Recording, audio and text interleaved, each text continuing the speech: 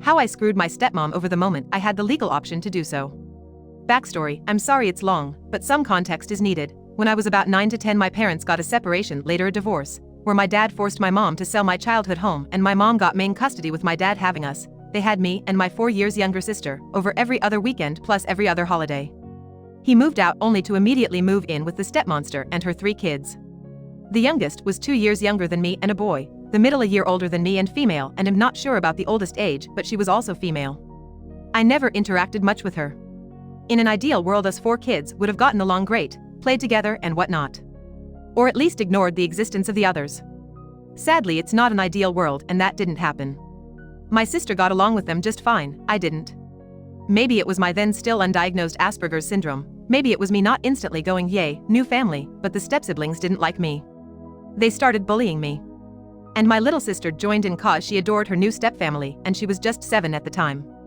Over the first 6 months, the bullying got worse. And worse. Until I broke and tried to call home and get picked up. At which point my dad decided to start confiscating my phone as the first thing he did when picking us up. The bullying escalated even more.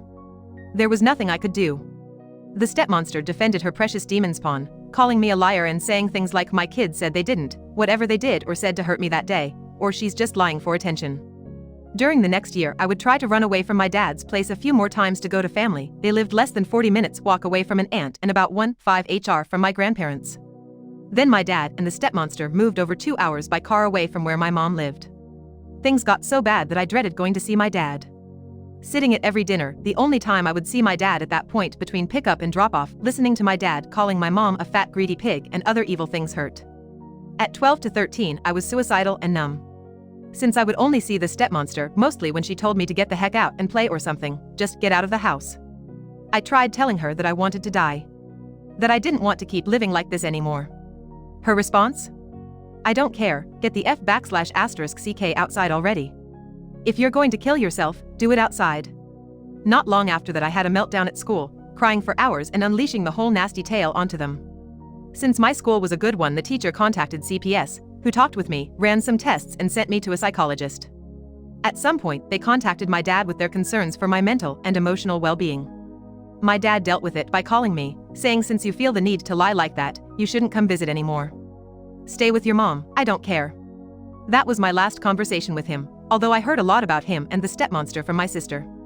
Now, for my revenge, 10 years or so later I get a phone call from my dad's sister about him passing, car accident and funeral. I went and I met the stepmonster again, obviously, widowed now, and my half-brother for the first time. During the funeral and following wake she proceeds to insult me, my mom and the rest of dad's family.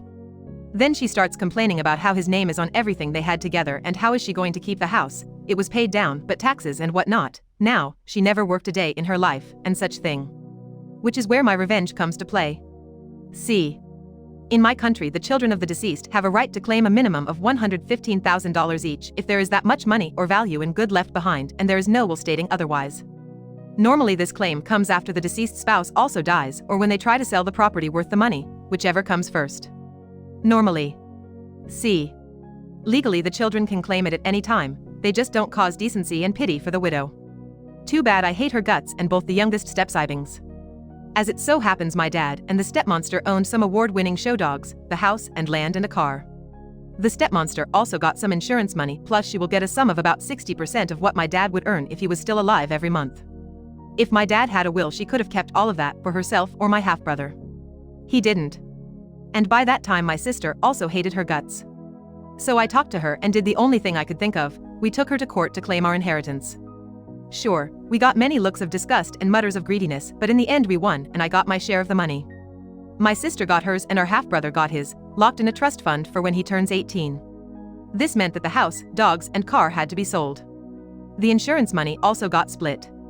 So us kids each got around $115,000 each in a trust fund for my half-brother. As for the stepmonster? She got around $1,000 and the monthly sum of around $3,700.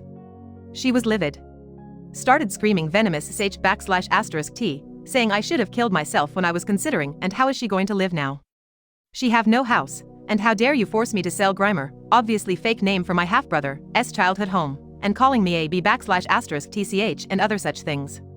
The judge had to threaten her with contempt of court and get her escorted out before she stopped.